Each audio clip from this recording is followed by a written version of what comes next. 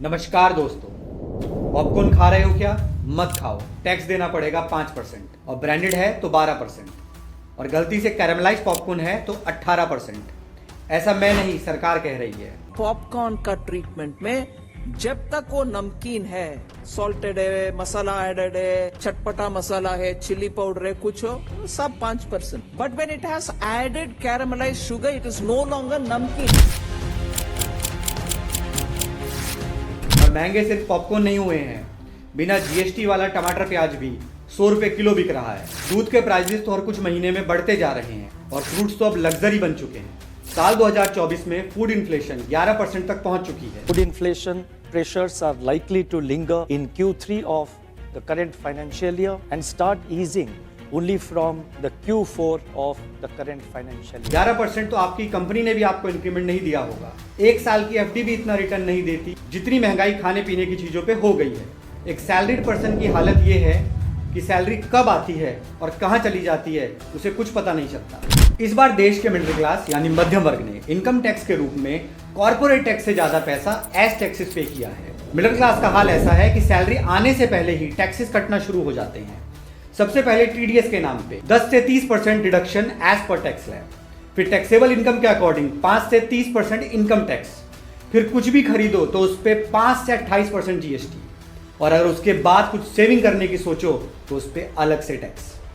Investment पे short term profit हो तो 20% टैक्स, लॉन्ग टर्म प्रॉफिट हो तो 12.5% टैक्स, और अगर लॉस हुआ तो गलती आपकी। खुद देखो कैसे अपना घर चलाओगे। सरकार की तरफ गलती से भी मत देखना क्योंकि आप मिडिल क्लास हो। इतने टैक्सेस के बदले मिलता क्या है? पॉल्यूशन की वजह से हमारे शहर गैस चैम्बर बन चुके हैं। पॉल्यूशन के ऊपर हमने अलग से एक वीडियो बनाई हुई है, आप इस वीडियो के बाद उस वीडियो को देख सकते हैं। पानी की क्वालिटी इतनी खराब है कि बिना फिल्टर किए ना आप उसे पी सकते हैं, ना नहा सकते हैं और ना ही धो सकते हैं। खाने पीने की हर चीज में मिलावट है जिससे लाइफ एक्सपेक्टेंसी भी कम होती जा रही है। बढ़ रही हैं तो सिर्फ दो चीजें, महंगाई और टैक्स। अगर आप आज एक गाड़ी खरीदने की सोच रहे हैं तो सस्ती से सस्ती गाड़ी एल्टो K10 भी 6.5 लाख की पड़ती है। इसमें से लगभग 30-40% टैक्स के रूप में चला जाता है, यानी करीब करीब 2.5 लाख रुपए सिर्फ टैक्स। इसके बाद रोड पे चलाने के लिए टोल टैक्स अलग से देना पड़ता है। देश के बहुत से स्टेट्स में पेट्रोल डीजल सेंचुरी पार कर चुका है, जिसमें से लगभग 40% टैक्स होता है। एग्जाम्पल के साथ बात करते हैं, दिल्ली जहां पेट्रोल का प्राइस 94 रुपये 72 पैसे प्रति लीटर है, यही विदाउट टैक्सेस होता है 55 रुपये 66 पैसे प्रति लीटर। तो इसमें से आप लगभग 36 रुपये टैक्स दे रहे हैं और 4 रुपये डीलर कमीशन। हमारी सेंट्रल गवर्नमेंट ने सन 2047 तक भारत को 30 ट्रिलियन की इकोनॉमी बनाने के बड़े बड़े टारगेट तो सेट कर दिए हैं, लेकिन रियलिटी ये है कि पिछले क्वार्टर में हमारी जीडीपी ग्रोथ सिर्फ 5.4% थी और ओवरऑल इन्फ्लेशन 5.48%। इसकी वजह से अर्बन कंजप्शन में गिरावट आ रही है। आज की महंगाई को देखते हुए मिडिल क्लास घर खरीदने का तो छोड़ो, इसके बारे में सोच भी नहीं सकता। और इसलिए ये कहना गलत नहीं होगा, the great Indian middle class is dying. Acko India की एक रिपोर्ट के अकॉर्डिंग इंडिया में हेल्थ केयर कॉस्ट हर साल 14% की रेट से बढ़ रही है। एशिया की सभी कंट्रीज इंक्लूडिंग चाइना तो मिला के सबसे ज्यादा भारत में है। हॉस्पिटल में इलाज करवाने का खर्च हर साल 14% से बढ़ रहा है, तो हेल्थ इंश्योरेंस लेना एक मजबूरी होता जा रहा है। भारत में इंश्योरेंस पर भी इन्फ्लेशन रेट 15% क्रॉस कर रहा है। साथ ही आपके हेल्थ इंश्योरेंस के प्रीमियम पे आपसे 18% जीएसटी भी लिया जा रहा है। कुछ यही हाल एजुकेशन में भी है। भारत में एजुकेशनल इंस्टीट्यूशंस पे जब आप किसी कोर्स में एडमिशन लेते हो तो जो आप फीस पे करते हो उसमें 18% जीएसटी होता है। कहने को तो वो टैक्स एजुकेशनल इंस्टीट्यूशंस पर लगता है, पर इंस्टीट्यूट्स ये टैक्स स्टूडेंट से चार्ज करते हैं। वो पहले ही अपनी फीस में इसे ऐड करके आपसे फीस चार्ज करते हैं। उसके बाद नोटबुक्स पे 0 से 5% GST, printed question paper and answer sheet पे 18% जीएसटी। ये सब टैक्सेस देने के बाद जब वो स्टूडेंट जॉब के लायक हो जाते हैं तो उनके लिए जॉब्स नहीं होती सरकार के पास। टैक्स तो चाहिए गवर्नमेंट को, लेकिन जब सिक्योरिटी देने की बात आती है तो दिल्ली में राव कोचिंग का इंसिडेंट आपको याद होगा। एजुकेशन पर सरकार टैक्स तो ले रही है, पर सिस्टम आज भी बैडली मिसमैनेज्ड ही है। आए दिन पेपर लीक के बारे में आप न्यूज में सुनते रहते हो। साथ ही सही से भर्तियां निकलती नहीं, और अगर निकल जाएं तो पेपर्स तक सही से नहीं करा पाती। मनी कंट्रोल के इस आर्टिकल की बात करें तो भारत का एनुअल इन्फ्लेशन रेट नवंबर 2024 में 5.84% रहा, जिसने आरबीआई की 4.8% की लिमिट को ब्रीच कर दिया। इसका मतलब ये है कि महंगाई का असर अब हर तरफ फील हो रहा है। अमीर हो या गरीब, हर किसी के डेली यूज की चीजें जैसे सब्जियां, फ्रूट्स, दालें और कुकिंग ऑयल, ये सब लगातार महंगे होते जा रहे हैं। खुद सरकार का डाटा ये कहता है कि ओवरऑल इन्फ्लेशन रेट 6.2% पर है, लेकिन जो फूड इन्फ्लेशन है वो 11% टच कर चुका है। सब्जियों के दाम पिछले 5 सालों में सबसे हाईएस्ट रेट पर है। पिछले 1 साल में सब्जियां 42% से महंगी हुई हैं। हमारे घर में जो कुकिंग ऑयल यूज होता है जैसे सोयाबीन ऑयल, सनफ्लावर ऑयल, उसका 60% हम इंपोर्ट करते हैं। अभी जब नवंबर 2024 में महाराष्ट्र में इलेक्शन थे, महाराष्ट्र भारत का सेकंड लार्जेस्ट सोयाबीन प्रोड्यूसर है। सेंट्रल गवर्नमेंट ने ऑयल्स के इंपोर्ट पर सीधा 20% टैक्स लगा दिया ताकि महाराष्ट्र के फार्मर्स को फायदा हो और उनका वोट उन्हें मिल सके। लेकिन इस डिसीजन का असर यह हुआ कि सिर्फ 1 महीने में ही इन ऑयल्स के प्राइसेस में 13% तक बढ़ोतरी देखने को मिली और इसका इम्पैक्ट बाकी ऑयल्स पर भी दिखने लगा। फॉर्चून का कच्ची घनी ऑयल जो 1.5-2 महीने पहले 140 रुपए में मिल रहा था, अब वो 160 में बिक रहा है। मतलब सरकार को वोट तो मिल गए, लेकिन हमारी जेबें और ढीली हो गई।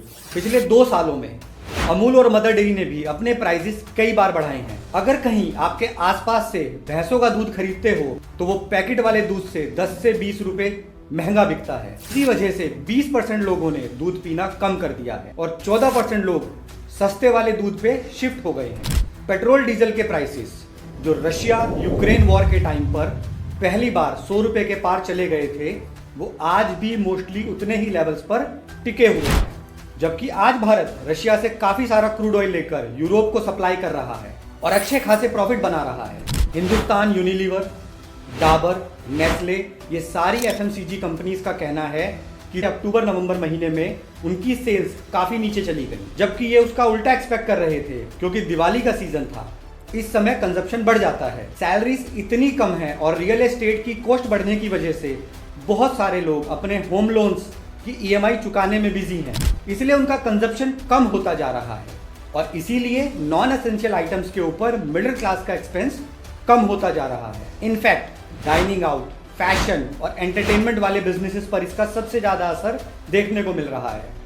आपको सोशल मीडिया पे देख के लगता होगा कि दिलजीत के शोज की टिकट लोग 40,000 में खरीद रहे हैं, कोल्ड प्ले शो की टिकट्स लाख रुपए में बिक रही हैं, लेकिन वो एक बहुत छोटी सी आबादी है। पूरे देश के अंदर जो लार्जर मिडिल क्लास है वो सफर कर रहा है। इनकी सेविंग कम होने की वजह से स्पेंडिंग भी कम हो रही है और मार्केट में डिमांड कम होती जाती है, इसीलिए मैन्युफैक्चरिंग भी कम होती जाती है। इसलिए साल 2024 का एंड आते आते मैन्युफैक्चरिंग अपने 11 मंथ लो पर पहुंच गई है।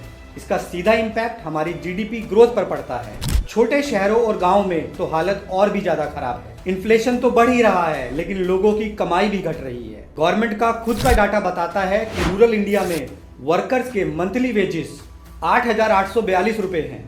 2017-18 में ये 9,000 रुपए से ऊपर होते थे, तब भी ये काफी कम था, लेकिन और ज्यादा कम होते जा रहे हैं। इसके अलावा पेट्रोल के प्राइसेस और इंपोर्ट ड्यूटी भी सरकार के हाथ में होती है और इन दोनों को ही कम करने की बजाय बढ़ाया जा रहा है। कुछ इकोनॉमिस्ट इस घटे हुए कंजप्शन को देखकर काफी चिंता में हैं। ये कहते हैं कि अगर ये स्लो डाउन 1-2 क्वार्टर में कंटिन्यू रहा तो इसे सीरियसली लेना पड़ेगा। इनफैक्ट संजीव सन्याल जो पीएम के इकोनॉमिक एडवाइजरी काउंसिल में मेंबर हैं, उन्होंने भी एक्सेप्ट किया है कि इंडियन इकोनॉमी में स्लो डाउन दिखने लगा है। अब एक आम आदमी को इस बात से फर्क नहीं पड़ता कि ओवरऑल इन्फ्लेशन कितनी है, उसे फर्क पड़ता है जब वो रोजमर्रा की चीजों को खरीदने के लिए जेब से 10 रुपए ज्यादा निकालता है और जब महंगाई की वजह से उसके खाने पीने पे असर पड़ता है। हमारे देश में मिडिल क्लास एक्सपेंड हो रहा है, यानी लोअर क्लास के जो लोग हैं वो मिडिल क्लास की कैटेगरी में आ रहे हैं, लेकिन जो मिडिल क्लास है वो अपर क्लास में नहीं जा पा रहा। और ये सिर्फ फूड इन्फ्लेशन की वजह से नहीं हो रहा है, बल्कि इसमें और भी फैक्टर्स आते हैं, जिसमें सबसे मेजर फैक्टर है टैक्सेस। सरकार ने टैक्स सिस्टम को सिंप्लीफाई करने के लिए जीएसटी इंट्रोड्यूस किया था, लेकिन आज के हालात ये हैं कि हेल्थ इंश्योरेंस, एजुकेशन और एयर प्यूरिफायर जैसे असेंशियल चीज़ों पर भी हमें 18% जीएसटी देना पड़ता है। जब पूरी हवा में पॉल्यूशन का जहर है जिसे सरकार कम नहीं कर पा रही है, तो कम से कम एयर प्यूरिफायर पर जीएसटी तो घटा ही सकती है। इसके अलावा पूरे नॉर्दर्न इंडिया में 3 महीनों को छोड़कर लगभग पूरे साल गर्मी रहती है, उमस रहती है, टेम्परेचर 50 डिग्री के पार चला जाता है, लेकिन फिर भी सरकार ने एसी को एक लग्जरी आइटम कंसीडर किया हुआ है और इस पर 28% जीएसटी चार्ज करती है। जिस देश में सरकारी डाटा के अकॉर्डिंग 25,000 लोग हीट स्ट्रोक के शिकार बने 2024 में, उस देश में एसी लग्जरी आइटम कैसे हो सकता है? आज के भारत में सबसे ज्यादा मिड साइज की कार्स को पसंद किया जा रहा है और जब आप ऐसी किसी कार को खरीदने की सोचते हो तो क्या आपको पता है कि आपको कार के बेस प्राइस पे 28% जीएसटी और 17% सेस देना पड़ता है। अभी रोड टैक्स अलग से देना होगा जो 3 से 24% के बीच में होता है depending upon the state transport department. इसलिए आज के टाइम पर हर एक सेगमेंट की कार को बेचने में कंपनीज को स्ट्रगल करना पड़ रहा है। इनके पास कार के स्टॉक्स बढ़ते जा रहे हैं और खरीदार इनको मिल नहीं रहे। इसके बाद अगर कुछ हिस्सा सेव करने की सोचें तो सरकार को उसमें भी अपना हिस्सा चाहिए। इसी साल 2024 में सरकार ने लॉन्ग टर्म कैपिटल गेन को 10% से बढ़ाकर 12.5% कर दिया और शॉर्ट टर्म कैपिटल गेन को 15% से बढ़ाकर 20% कर दिया। यानी आपने म्यूचुअल फंड्स, स्टॉक्स या रियल एस्टेट को अगर आपने बेचा तो लॉन्ग टर्म में 10% की जगह 12.5% टैक्स लगेगा और शॉर्ट टर्म में 20%। अगर आपने एफडी कराई है और उसका इंटरेस्ट 40,000 से ज़्यादा हो गया तो उस पर भी सरकार को 10% टीडीएस चाहिए। यानी कुल मिलाकर आप अपनी आधे से ज़्यादा इनकम को अलग अलग तरह से टैक्स में दे देते हो। अगर दूसरी तरह से इसी बात को सोचो तो 6 महीने आप अपने घर वालों के लिए काम करते हो और बाकी के 6 महीने सरकार का खजाना भरने के लिए। और इसलिए लोग आजकल फाइनेंस मिनिस्टर को टैक्स मंत्री बोलने लगे हैं।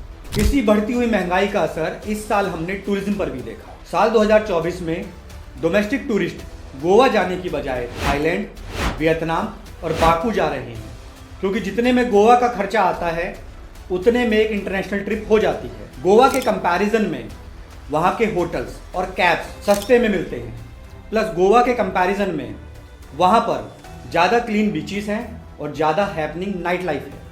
रियल एस्टेट के प्राइसेस भी आप देख रहे हो, वो भी छप्पर फाड़ रहे हैं। गुड़गांव में डीएलएफ के दी एरिलिस नाम का जो प्रोजेक्ट बना उसमें सबसे सस्ता फ्लैट 75 करोड़ यानी $9 मिलियन का है।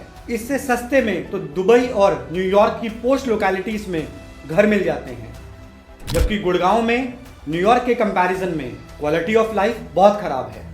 अगर नॉर्मल प्रोजेक्ट की बात करें तो हमारे हर शहर के अंदर रियल एस्टेट काफी ओवर प्राइस्ड है। गुड़गांव और नोएडा में एक डिसेंट 2 BHK देखने जाओ तो डीलर 1 करोड़ से नीचे बात करने को राजी नहीं होता।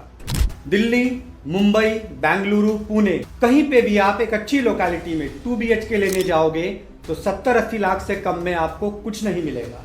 इतने महंगे फ्लैट्स लोन पे लेने के बाद ना हवा साफ मिलती है, ना पानी साफ मिलता है और ना ही सड़कें अच्छी मिलती हैं। बड़े बड़े बिल्डर्स के प्रोजेक्ट में कोई सरकारी गारंटी नहीं, कंस्ट्रक्शन क्वालिटी का कोई एश्योरेंस नहीं और जॉब का तो बिल्कुल भी नहीं। इनफैक्ट इसी साल आईआईटी और आईआईएम जैसे टॉप कॉलेजेस में भी 100% प्लेसमेंट अचीव नहीं किया। आईआईटी कानपुर के एल्यूमिनस धीरज सिंह ने एक आरटीआई डाली थी, जिससे पता चला कि इस साल आईआईटी के 38% स्टूडेंट कहीं भी प्लेस नहीं हो पाए। सेम सिचुएशन आईआईएम के साथ भी है। भारत के जीएसटी रेट्स ऑलरेडी पूरी दुनिया में हाईएस्ट हैं। यूके और फ्रांस में मैक्सिमम 20% जीएसटी लगता है, ऑस्ट्रेलिया में 10%, न्यूजीलैंड में 15% और चाइना की हाईएस्ट कैटेगरी 17% की है। मिडिल क्लास को पॉलिटिकल पार्टीज मंदिर मस्जिद वाले लॉलीपॉप पकड़ा देती हैं ताकि वो रियल इश्यूज पर बात ही ना करें और लोअर क्लास को फ्रीबीज का लालच देकर फंसाया जाता है। वैसे फ्रीबीज वाले टॉपिक पर मैंने अलग से एक डिटेल्ड वीडियो बना रखी है, आप आई बटन पर क्लिक करके उसे देख सकते हैं। सरकार कॉर्पोरेट टैक्स तो कम कर देती है जिससे बड़े बड़े बिजनेसेस को प्रॉफिट होता है, लेकिन उससे जो सरकार को नुकसान होता है उसका भुगतान भारत का हर नागरिक करता है। जब तक मिडिल क्लास सरकार की पकड़ाई हुई लॉलीपॉप एंजॉय करती रहेगी तब तक आम आदमी को ऐसे ही चूसा जाएगा। बाकी मिडिल क्लास हमेशा बस एक हॉस्पिटल बिल दूर है लोअर क्लास बनने से। मिलते हैं आपसे ऐसे ही एक और वीडियो में।